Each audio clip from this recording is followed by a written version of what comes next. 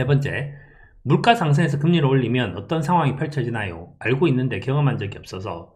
그래서 보통 이렇게 젊었을 때 투자를 할 때는 이런 경우가 되게 많이 생기죠. 그러니까 직접 경험해 보지 못했는데 도대체 어떤 일이 생겼냐, 그때는 머리로 시뮬레이션 한번 해봐야 됩니다. 어떤 일이 펼쳐지는지 시뮬레이션 한번 해봐야 되죠. 현재 최근 들어서 가장 컸던 사건은 뭔가 하면 2008년도 서프라임 관련된 부분들이 가장 큰 사건들입니다. 그때는 금리 올린 상승폭도 상당히 컸기 때문이죠. 어떻게 이제 시장에 작동을 하는가, 이렇게 작동을 하게 됩니다.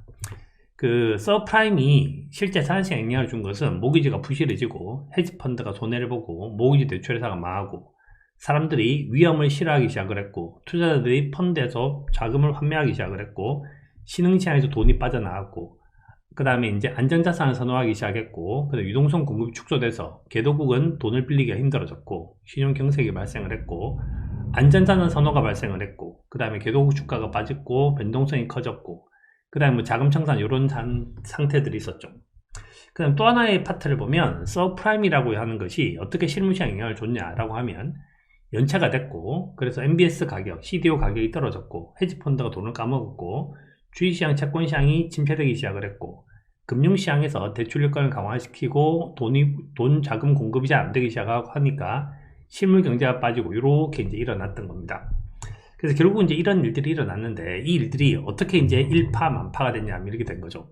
서프라임이 부실화된 것이 첫 번째 이유입니다. 서프라임 부실화된 것이 첫 번째 이유죠. 그럼 서프라임은 도대체 왜 부실화됐냐 하면 부동산 가격이 하락했기 때문입니다. 부동산 가격이 하락하고 난 다음에 서프라임이 부실화됐지 이것이 동시에 일어난 것은 아니죠. 부동산 가격은 실제로 보면 2006년도부터 빠졌습니다. 서프라임 사태가 일어난 것은 2008년도죠. 그래서 그 중간 한 2년 정도쯤 되는 차이가 있었어요.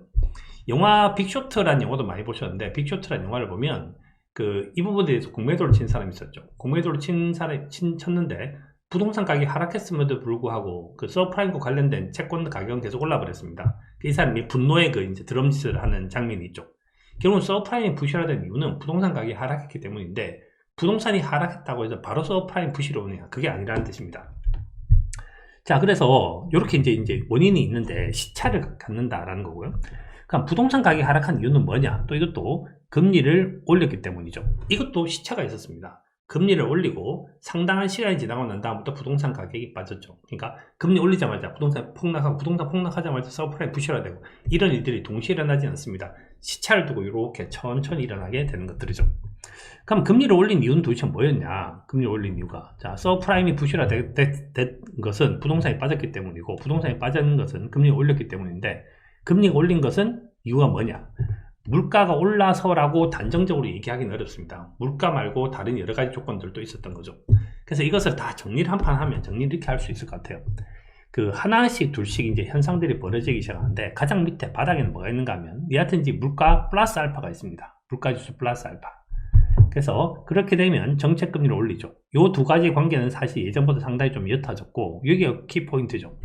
정책금리를 올리고 나면 외환시장, 부동산시장, 주식시장이 동시에 반응을 하기 시작하고 그런 다음에 생산, 소비, 수출에 반응하기 시작하는 거죠. 그러니까 정책금리, 자산시장, 실물시장 이렇게 보시는 것이 맞습니다. 그리고 시차를 가지고 반응한다. 여기까지 보시면 될 것 같아요.